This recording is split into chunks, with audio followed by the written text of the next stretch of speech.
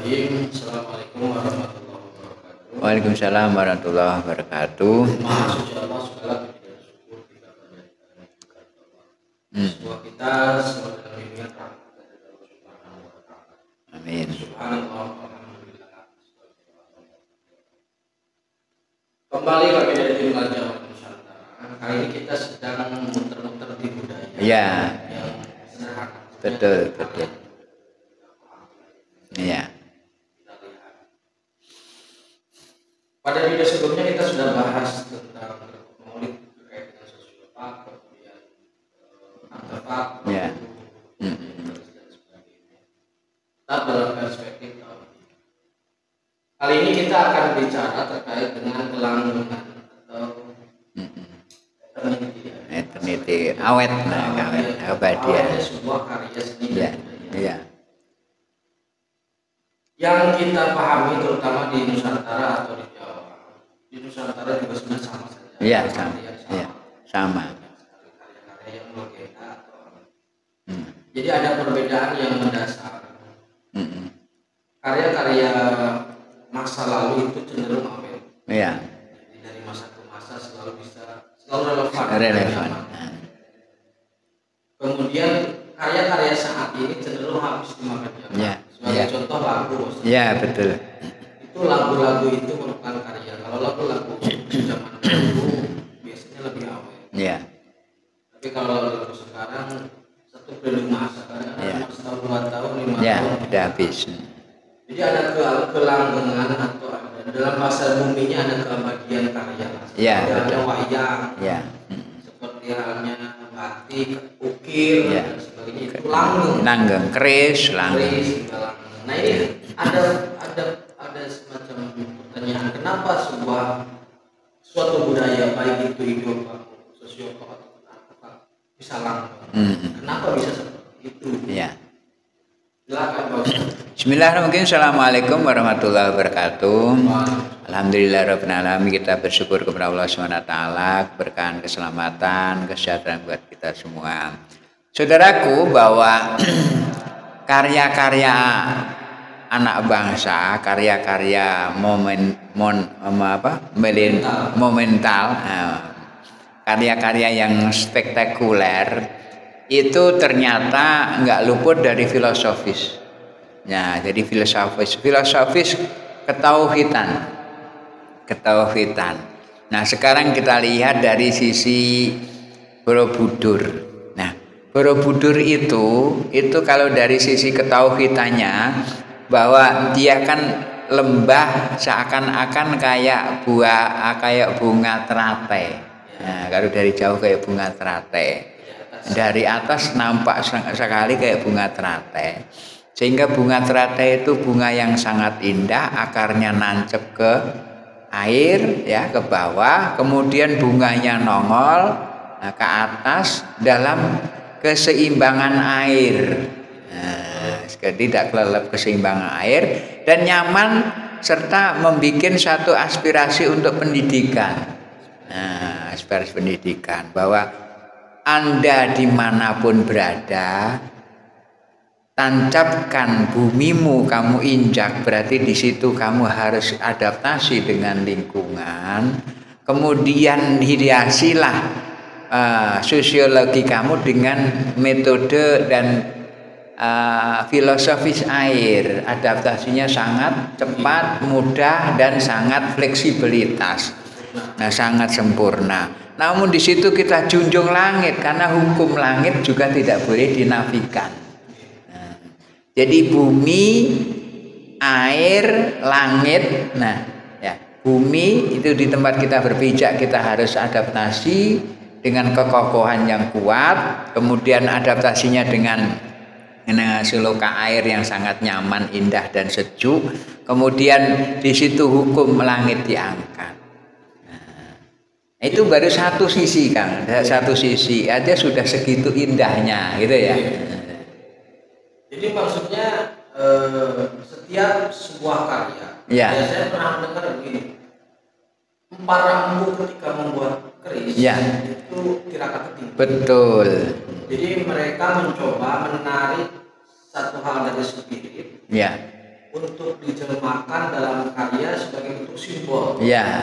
Jadi ketika simbol itu dibaca tidak makan waktu, tidak makan zaman, Ya. menjadi simbol yang sangat kuat. Sangat kuat. Karena itu memiliki daya spirit. Hubungan yang kuat antara spirit dengan simbol itu. Simbol. Kemudian gini Pak Ustadz ya. Ya. Ini kan permasalahan kembali ke simbol ya. Jadi perlu ditekankan kenapa kita harus memahami simbol-simbol itu seperti wayang. Ya. Karena ketika salah dipahami simbol-simbol ini kemudian salah persepsi jadi rusak. Betul. Jadi rusak dan akhirnya mudah itu sendiri hilang. Ya, benar. Gimana itu cara pandang simbol? Jadi kembali menjernihkan dalam karya, menjernihkan dalam berpikir, menjernihkan dalam mengambil sikap, harus jernih. Jadi ketika orang karya jernih, karena berpikir sih ngambil sikap jernih.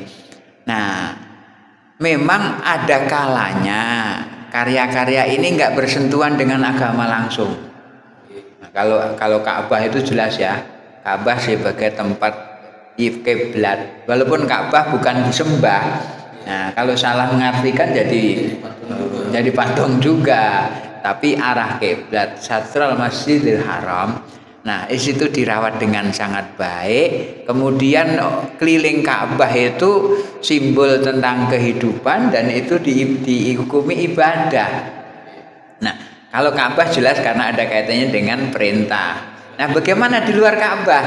Hormati, jaga, lestarikan karena ini adalah tanda kebesaran Allah yang ada dalam karya-karya leluhur kita. Jadi kalau kaitannya dengan kemusyrikan boleh jadi orang dibilang nyembah Ka'bah padahal nyembah Allah, Ka'bah hanya untuk tempat arahnya. Ya, itu kan monggo. Jadi semacam di wayang. Ya. Di wayang itu kan banyak simbol-simbol yang sebenarnya mengarah ke teologis. Ya. Ada macapada, ada kahyangan. Ya. Benar.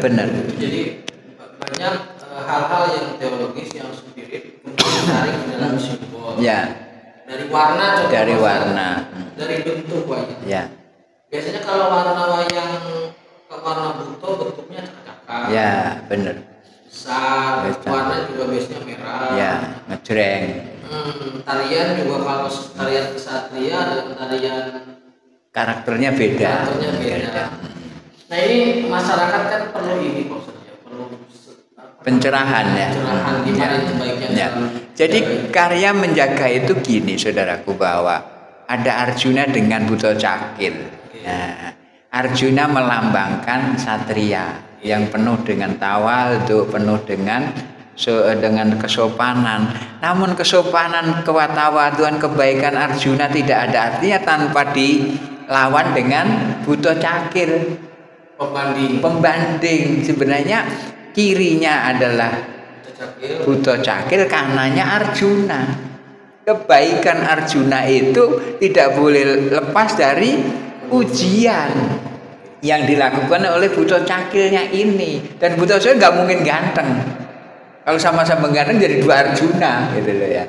Nah, ini simbol dalam kehidupan bahwa Allah itu menghendaki kebaikan. Allahu yuqbalu thayyib la yuqbalu illa thayyib. Allah menerima yang baik, enggak menerima kecuali yang baik. Bagaimana kita tahu baik kalau enggak ada yang buruk? Tapi tidak harus menjadi buruk. Buruk sebagai pembanding. Targetnya kebaikan.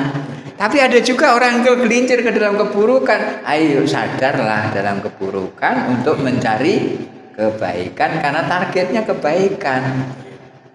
Target kebaikan ini karena ada pembanding ya, keburukan itu.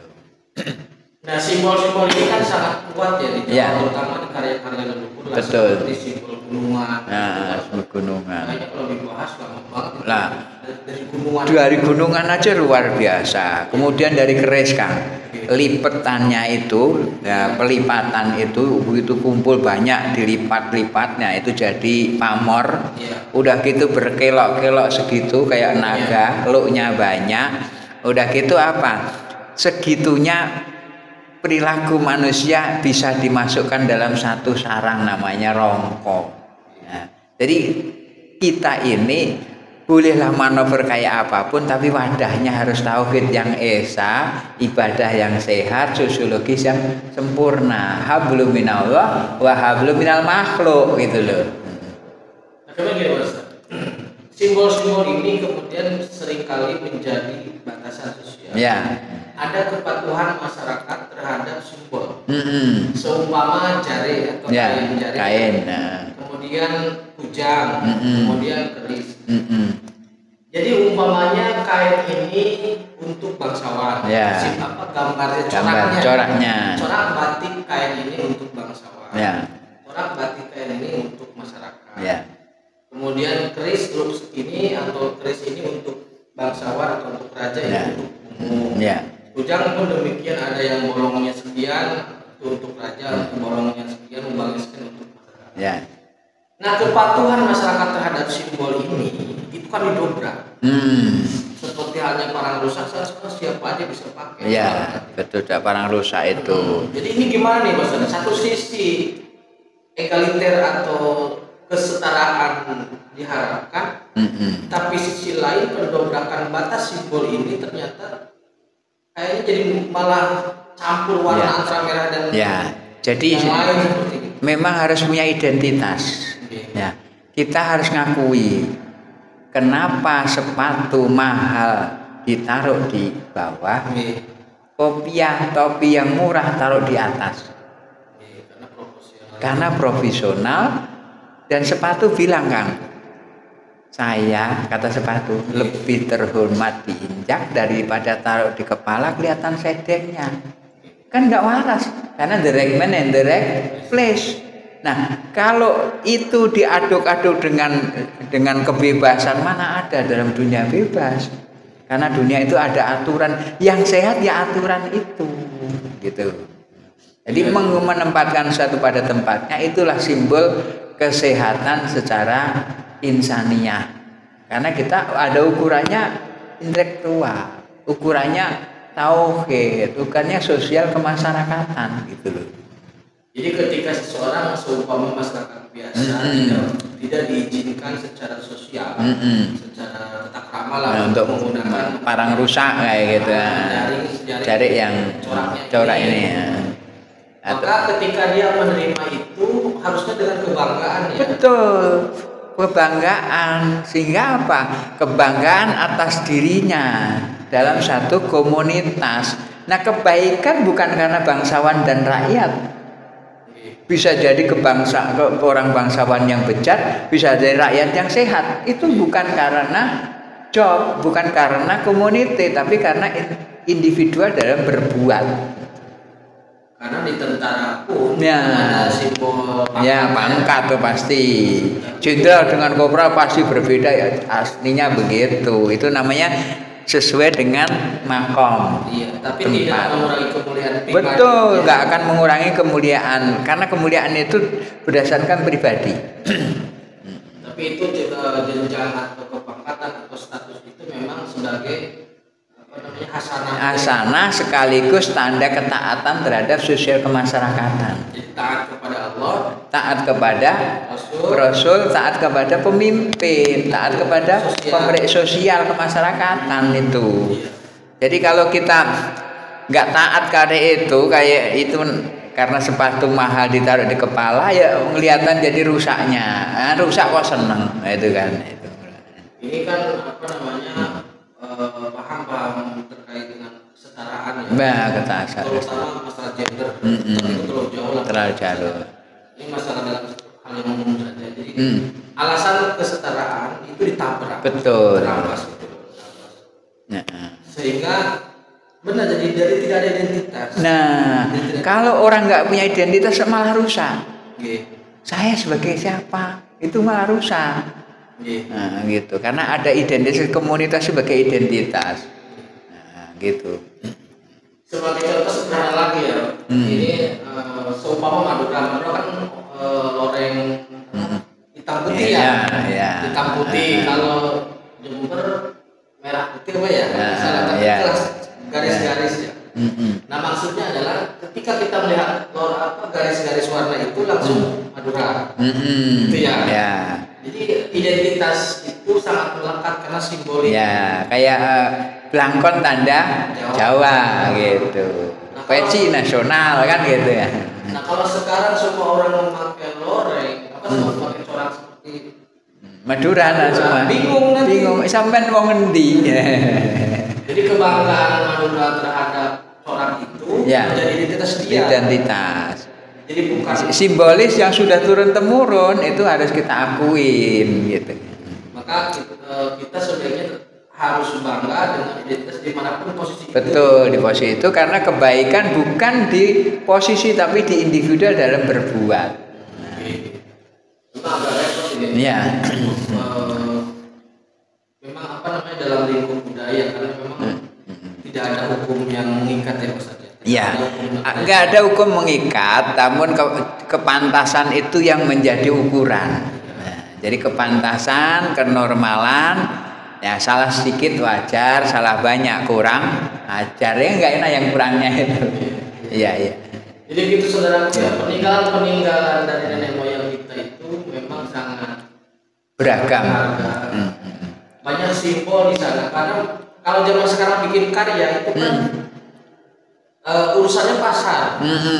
Capre deman. Nah, kalau lagu urusannya ini disukai enggak, genrenya sekarang apa? Kalau orang tua dulu itu membuat sebuah karya itu identitas dirinya. Ini karyaku, kebanggaanku, terserah orang mau bagaimana, tapi inilah yang saya miliki, yang saya punya dengan eksploitasi diri yang sangat tinggi gitu.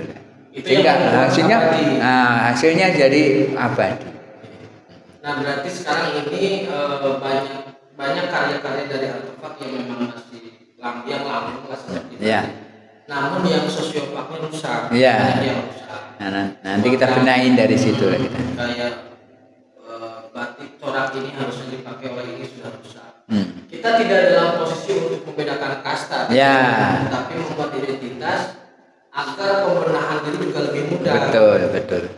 Jadi bukan membeda-bedakan, mengkotak-kotakan tidak seperti itu. Namun kebanggaan. Identitas itu sangat perlu. Ya kalau demo aja Ustaz jasnya masing-masing ya. Ya benar. Ada kampus ini, universitas ini. Betul. Itulah identitas kan, alma mater lah gitu ya. Identitas itu penting sebenarnya, bukan untuk merendahkan atau meninggikan, tapi untuk identitas saja.